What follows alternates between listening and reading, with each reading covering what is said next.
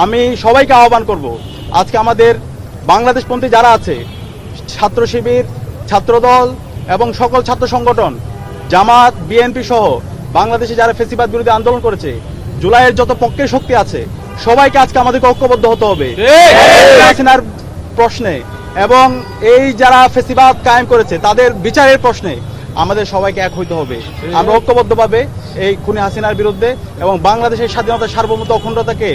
আমাদের অক্ষুণ্ণ রাখার জন্য আমাদেরকে ঐক্যবদ্ধ হওয়ার জন্য আমি সবাইকে আহ্বান করছি। এবং একই সাথে আগামী 24 ঘন্টার মধ্যে আমাদের শরীফ ওসমান হাদী ভাইকে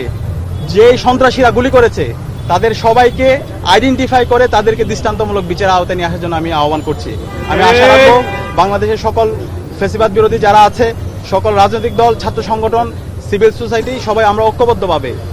আমাদের এই অপরাধীদের বিচারের প্রশ্নে এবং খুনি হাসিনার বিচারের প্রশ্নে এবং সামনের যে নির্বাচন, একটি ফ্রি ফেয়ার ক্রেডিবল ইলেকশন নির্বাচন বাস্তবায়নের জন্য আমরা সবাই ঐক্যবদ্ধভাবে কাজ করব। এবং এই যাত্রায় ঢাকা বিশ্ববিদ্যালয় কেন্দ্রীয় ছাত্র সংসদ ডাকসু বাংলাদেশের মুক্তিকামী ছাত্র জনতাকে সাথে নিয়ে আমরা আমাদের লড়াই অব্যাহত রাখবো ইনশাআল্লাহ।